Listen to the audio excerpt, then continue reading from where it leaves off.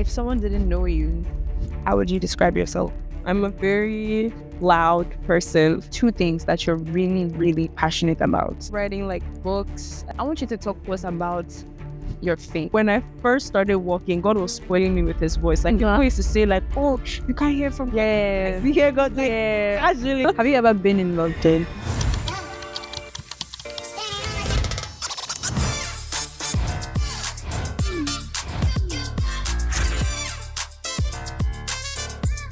What you probably didn't know is who is on the show with me today.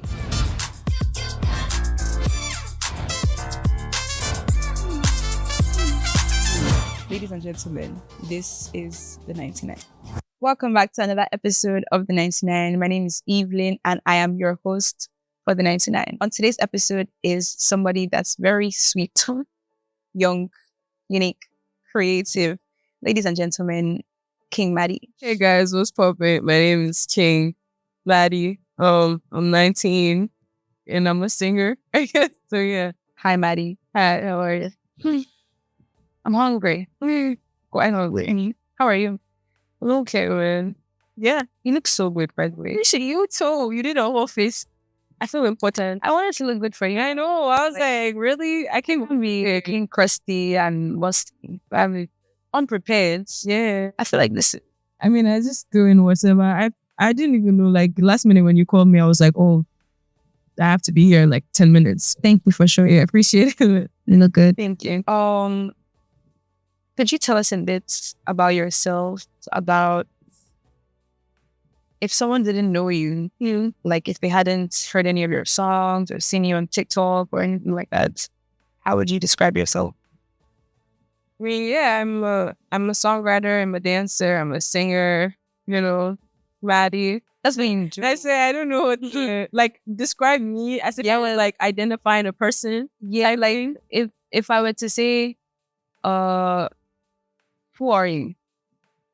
What I do is who I am, though. Is it? It is, though. That's what makes me me. Isn't it? True.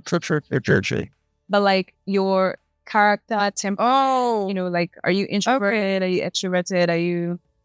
I don't even know. I believe I'm extroverted when I need to be. I'm a very loud person. But I'm learning to be calmer. So this is like part of my process. Straight chill. That exactly. It's working. Brandy. Yeah, see? That's the thing. It's working. So yeah, I guess that's it. What about you? What type of person are you? I'm very shy. Oh, you don't strike me as that either. Brandy. Brandy. I'm outgoing when I need to be. I network when I need to. But okay. I'm very shy. I have time blindness. Same. I suck at that. Yeah. Evidently. I'm always late. It's not a flex. Like I'm not proud of it, but like it's something I'm actively working on, but it's just the reality of things. Okay, so today we're talking about passion and purpose. I want to ask, what's something that you're... Well, I feel like I already know the answer to this question, but I really like hearing people talk about what they are passionate about. So I want to ask you, what's something that, or let me say two things that you're really, really passionate about? Action-wise, I'm very passionate about writing. I love writing so much. It's my favorite thing to do. I'm very passionate about two things. If I had to pick between singing and I feel like writing and recording are my... By writing, give me like songwriting or... I mean, songwriting, like script writing. I love writing like books. I love writing. Yeah, of course, I wouldn't publish any book until unless I'm like fully prepared to go into that. But I definitely see myself like putting out a book. Do you have a Substack? Do I have a what? Substack. What is that? Is that like an app or something? I have no idea what that is. And you're a writer. I mean, I write to my notes, but nothing really. I don't know. I don't go that deep and put out stuff. Man. Sometimes it's like an app that people like put out their thoughts. No, I can't put out my until I'm ready. I'm not going to put out anything anonymously at all. It's too good for it to be like, oh no, I was going to ask you to read a song. No, it's too good. I can't lie, but I definitely see myself putting out books. What do you write about? I mean, aside from the fact that my name is Chimamanda, so I write about. Oh, yeah. Yeah. I see that. But yeah, I write about like I feel like myself, but in a third person way with extra context to the stories that I'm making. I write about scenarios in my head. I just put things that I witnessed into life. And so yeah. That sounds fun. I would love to read something that you will one day. You will. One day. Hopefully. I will refer back to this episode when my book comes out. When your book comes out. Okay. I want you to talk to us about your faith now. Because I feel like that's something that you're also really passionate about. Yeah. I've seen some of your posts about your relationship with the Lord and how you're building it and just opinions that you may have about that. So I want you to kind of use the 99 to like talk about that a bit. I mean, yeah, evidently like God saved my life. So I'm utterly a product of mercy. And I feel like I did start posting certain things when I properly started working with God, and I stopped only because people started to demand that I do it. And it was the thing of like, I started posting only when like God would tell me like, you should talk about this. And I had to stop because then if God doesn't tell me to do something and people are asking for certain things, even if I have the knowledge of it, it will be by my own understanding. And I'll face the consequence if, it's something ain't right. So I just had to be like, oh, I'm not hearing nothing. God isn't telling me to talk about this as much. I don't know what to do. I'm just going to pause. And it's caused a lot of people like, what happened? Did you stop following God? It's really cute. But yeah, it's very complicated for me, especially in my field, because we don't have a lot of examples to look to, right? We don't have a lot of examples to look to. So it's in this place where I'm very odd to people in terms of what I do and then like my faith as well. And it seems very impossible and it seems very like contradictory. So it's just, for me, I just prioritize like finding God and like working on how to please Him. Now I want to ask, did your passion ever feel like a distraction from God or a doorway that brought you closer to Him? You know what? I don't think I properly found God until I started like doing music. Why I say that is I was raised in a place where there was this thing I saw very often, like deliverance, prophecy. And so to me it was all like, I don't know, I wasn't a fan. So I was in this place where I used to be very logical and practical rather than like faith most. And by that, I was just like, I don't know. I was just like doing me. And truthfully, I would say that my life got a lot harder when I gave my life to Christ, because then I started to walk in discernment. There were more rules. There were now things that I couldn't, like things that I just found easy. It was like my eyes were open. I'm like, oh my God, exactly. So I think when I got into my passion, it was in this place where I had to get to the end of myself. And when I like found God, it was like, what am I doing, bro? So it was very deep, and I had to, he put me in so many phases. He put me through isolation. He took me out of the things that because I had to pray to him to like rid me of everything that was taking me away from him. And he did in seconds. Very quick with those kind of prayers. He's so fast, bro. Like he took it out quickly. And I remember the thing is, because I didn't have full understanding of what that period was, I misused it. Meaning that because he took away what was like filling my void, I found something else to fill my void. I didn't want to. I'm like, nah, you took it. I gotta find my own people. Like, yo, come here. I didn't take time. I didn't want to. So he did it twice. The first time I messed it up. The second time I figured out that all this is isolation, because I'm the one always praying that prayer, like take it away. So I'm like, okay, he's probably building me, and I had to take out time to like become the kind of person that he wants me to be. So I truly believe that like my passion was one of the main things that created the space for me to like desire God. What about you? I was just relating to everything that you said, honestly. I feel like it was kind of the same. Yeah. I did not know that my passion was my passion until I found the Lord. Like, I don't know how to explain it, but I was just doing it mindlessly. Okay. That's content creation. And There's no depth. filming and everything. Yeah, I was just doing it. Whatever.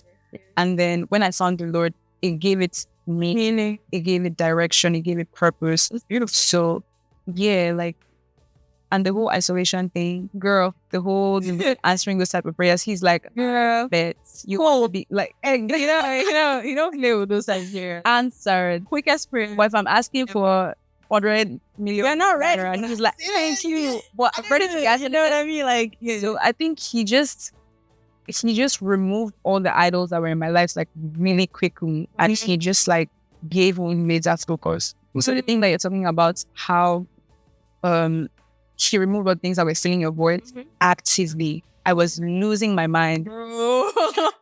I was so confused. I was like, what's it? And then I'll find a new thing that can fill the void. And then it's like, what am I doing with this? Right. Another thing. So it's like, you're looking for only what I can give. Like, there's a void you have that only I can fill. Right. And until I understood that, it was just like thing after thing after thing. So sure, it was not fun. Yeah. That's pretty much how it is. I tell you to give your life to Christ, and it's such a say. It's That's the thing, bro. Every time I meet a believer and I ask them, like, how's your walk going? And they say it's going fine, I'm almost certain that they're not an actual believer. Almost always sure that they're either lukewarm or they just claim Christian. Because there's no way I'm going through this and God just looked at you and said, you know what? Like, yeah, no problem. But for beginners in the faith, that's usually how it is. Like, No, and out to when you first come, it's like the Lord, he's spoiling you. He's spoiling you, showering with love, with care, with everything you want. Like, her prayers are answered ASAP.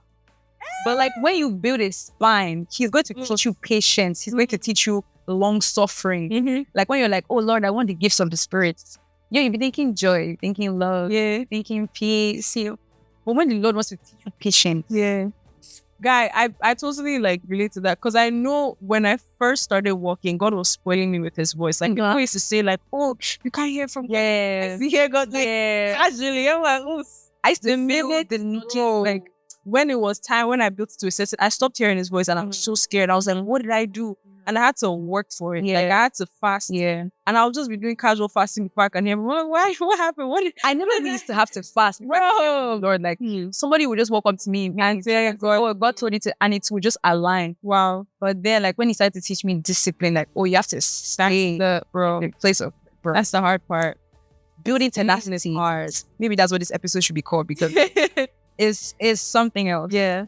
Your sound, songwriting, and personal style are very, very differentiated. And I love it, honestly. Thank you. You give, I don't know if people tell you this, but to me, you give Billie Eilish. I was going to say at the same time, people are like, let me wait. Is she connected to you in any way? Like, do you look up to her? Is she responsible? Yeah, and inspired for you? I mean, no. I love her music, but I actually got inspired by, like, people know I love Boondocks. So I got inspired by like 90s hip hop. And because I used to see how Black people represented a culture of oversized tees and like these type of hats. And so I wanted to replicate that because I felt most connected to that era of fashion. But I feel like it was misinterpreted because she's an artist. And that was like the only like dot that people could connect. So I'm like, I mean, I'm not mad at look alike. I don't think we look alike. I think it's kind of. If she yeah, I think it's the aura. That yeah. If she was Nigerian, like I feel like that would be me. Yeah. I've heard people say that, but it's an aura. It's a good thing. How do you navigate self-expression in your music and appearance while staying anchored in your faith? Have you ever felt like, bro, that's so tough. Being a self-expressing, because the thing I write about can easily be misunderstood. I'm going to get that. It can easily be misunderstood. Okay. Because so I have a song called Favorite Cycle. I wrote it about most Nigerian marriages that I've seen, and it's basically how the woman has to like be the one to stand fit even when the man chooses to misbehave or be, promiscuous. And because it sounds, it's like, I like storytelling. Like I write books. So I'm obviously going to tell stories when I'm like making music. It's one of my cheat codes. But people kind of see it as this is what I'm encouraging. But in my mind, when I'm creating, I'm like, I'm just telling you guys a story that I thought was pretty cool. But I understand that, music speaks to the people very differently. I can only create. I cannot choose how people choose to like accept what I say. And that's why, like, I'm just like, okay, like, I'll do my music if you choose to see it in that way, like, but I find it quite hard to express myself and hold my faith because there are boundaries that I have, meaning that now I'm more conscious of what I write and what I create. Like when I'm in the studio, I'm like, I don't want this to be taken by the rods of context, especially because I've recently learned the type of fans that I have. When I see like little kids that are maybe like 9, 7 years old. Like, bro, I've met kids that would say, I'm like, what are you doing? Why would you listen to me? And I'm like, I don't even sing weird music, but why? You know what I mean? So I meet like really young kids, and I think their parents just like allow them to listen to like because while I was growing up, I felt like the world had two different versions of everything, one for kids and one for older people. It's not like that anymore. Beyonce was like a thing, Rihanna was a thing, but I wanted to be like Hannah Montana. Yeah, right. I wanted to be like that, but like now kids want to be like whatever I want to be like. So they don't have a different artist for this and artist for that. So it was wild to me because I'm like, I thought I was for the older kids. Like, why do you know what I mean? So expressing myself now, I'm cautious, which I don't think I should be, but I'm cautious because I'm like, I don't want little kids singing my music to get the wrong idea. And I also don't want to misrepresent what I stand for, sound hypocritical. I also don't want in a couple of years to come to watch my project or listen to my work and be disappointed at what I created. So it's a whole thing. It's a whole structure now that I never had. So yeah. So what do you do to stay in check? Because there's lots of people that I feel work in what I call it the secular space, but also have values that are deeply rooted in the Christian faith, for sure, that would find it difficult to kind of balance the two, especially when it comes to art and expressions of oneself. So you mentioned something about you not being cautious of what you put out, for sure. And I think you should, because there's a responsibility that comes with the pedestal, right? I totally agree with you. I totally agree. I don't think a lot of people understand that being a paragon or being like a role model for people, when you have a platform, like you are actually expected to represent something, whether it be positive or negative, but you are a symbol of something. So I mean, it bigger than you, right? It makes a lot of sense. I just feel like I just pray, man. I pray and then I work. I re-listen to my work and I try my best to play my part as a rep. So that's basically all I can say. I see, bro. I see. I feel you. Being conscious of, have you ever seen it as a restriction? Like, oh, there's so much more that I could do. For sure. I definitely do. I do think that when people are trying to be expressive, especially through art, they tend to go above and beyond. But when you have like certain boundaries, especially rooted in your faith, there are some things you cannot surpass. So it kind of restricts your, I won't say it restricts your creativity, but it restricts your ability to express your creativity. And I mean, that's what it is. Those are the sacrifices you have to make, right? Let's jump back into your lyrics. Lover girl. Lover girl. I'm afraid of what you're about. Like, let's see what you're about to say. Don't worry, I'm gonna keep it. But like, I want to ask, what you've told me what inspired one song. Yeah. But why are you? I don't know. I don't know what's like about people like that. I want to ask, like, where do you draw inspiration? Like all these, your love song, like your most popular songs, right, are about love. Love, yeah. I mean, I love love, man. Have you ever been in love? Jesus, yeah. I mean, like, but I love romantically, eros. Like I was saying, I love love. Love is a beautiful thing. I mean, I just feel like love has so much depth to it. That's why, like, I center it around different ideas. Like when you mention vision, one of my songs called Vision is about like having a focus and then having someone come into your life and just being distracted. So that's like a form of love that you are aware of your surrounding, but you can't stop it because you want the feeling, the emotion of it. When you have American love, it's about, so it's just, there's different aspects to love. I love talking about love because like it's something that's American love. It makes the world go round. You know, it does. It's something that God talks about a lot, and I find love as a very like beautiful thing. I just want to know where you channel that way. All of that. Yeah, all of that. World now. I mean, as dark as it is, sometimes when you like focus on certain things, you can spot out the beauty. Have you ever been in London? With Jesus Christ.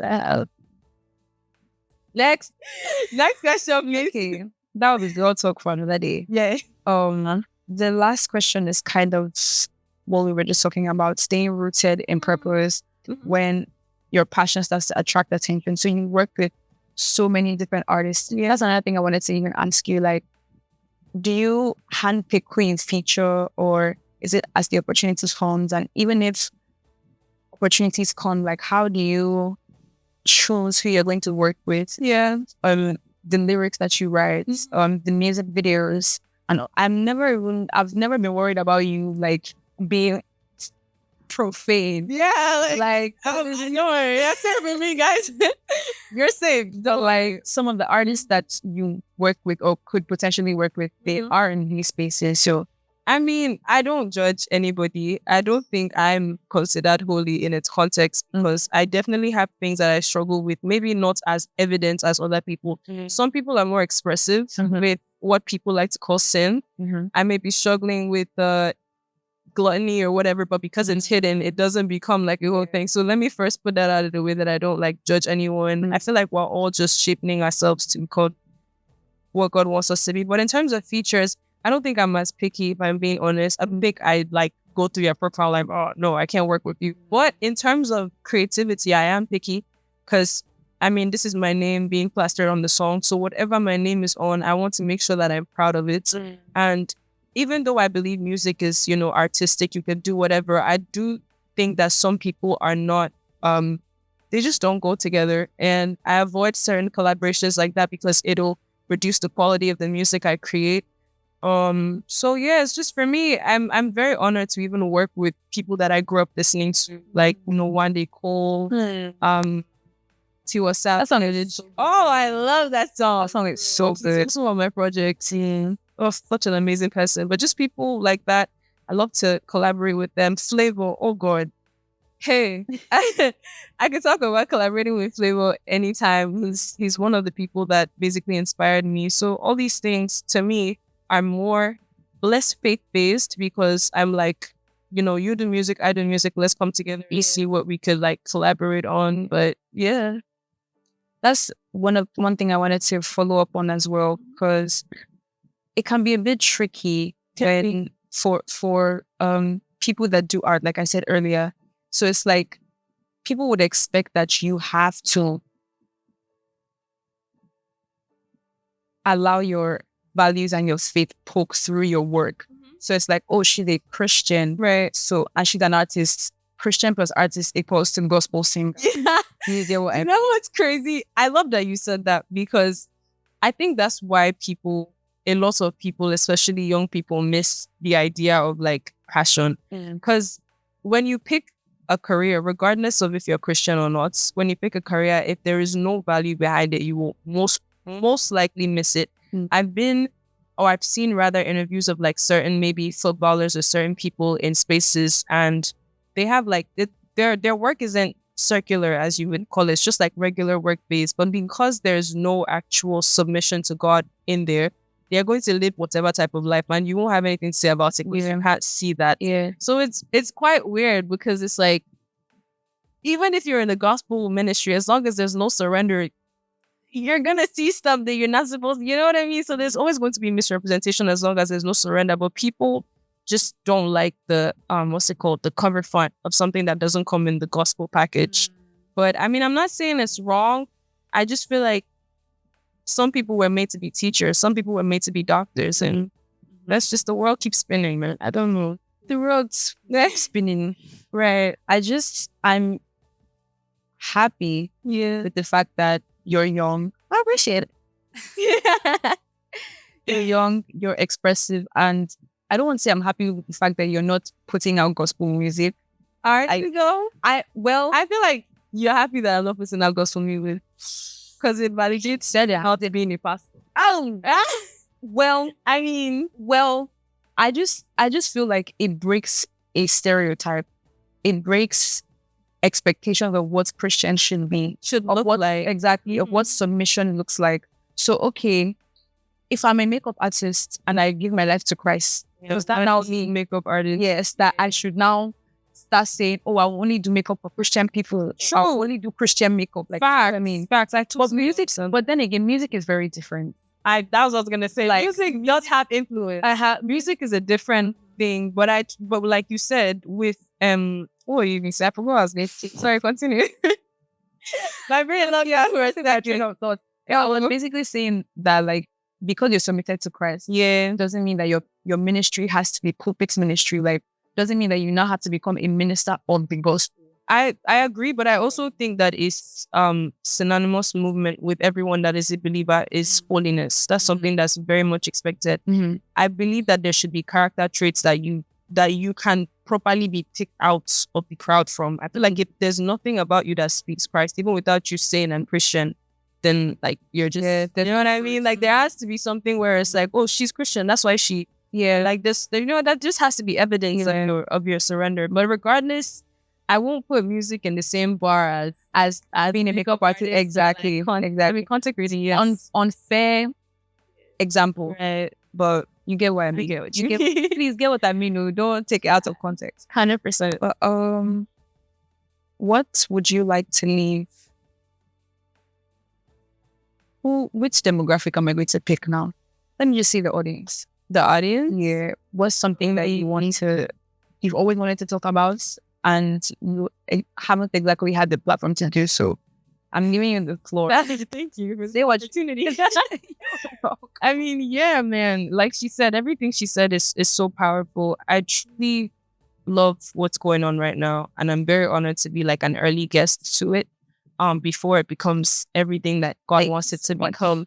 In terms of the people that are whatever age, I just think it's important that your circle is right, because I find it so funny when people talk about how like, oh, I'm friends with this type of people, but I'm still no, baby girl, that don't work over here. That's not gonna work. Like it's I tried it, it didn't work for me. See, it didn't work for me. Your circle has to be having higher ambitions than you or similar ambitions to you, because that's the only way that you're going to be in that same mindset. And also because I had been around some certain people that didn't make me feel challenged, I used to have this mindset like, oh, it's not that bad. Because compared to them, I believe I was an angel. I'm a saint. Yeah, I mean, and that destroys your what's it called? Your discernment. Because you start saying to yourself, as long as it doesn't get this bad, then there's no need to. And that is something that, if you're not careful, it can destroy literally how much you push yourself. So just be around people that push you to be better. I feel like that's one advice that, and not that bad is even worse than bad. That's another thing that you guys should definitely. I agree. Yeah, not that bad is horrible. Not that bad will destroy you. All right, thank you so much. That brings us to the end of this episode. Appreciate it. Thank you so enlightening. Thank you for having. This was a really fun conversation. Yeah, and I feel like there's so much more that I would love to ask that you would not even give your opinions on. Yeah, the love thing. I'm very much interested. I know you. Leave a comment. Hopefully, she's back to respond to some of the comments that you have. But ladies and gentlemen, thank you so much for watching this episode.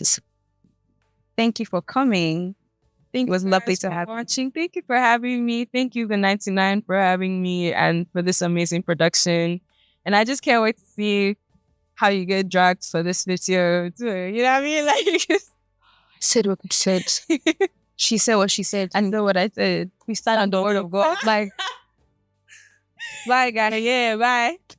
Thank you so much, everyone, for watching this video. If you even waited to the end of this video, do me a favor and check if you've subscribed. If you haven't, I'm giving you 5 seconds to hit that subscribe button. Oh, actually, wait.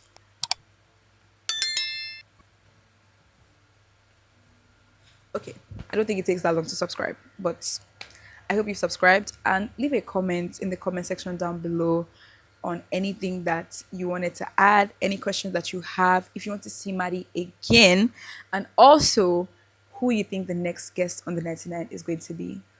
Till then, I'm still Evelyn. Before Uncle. Bye.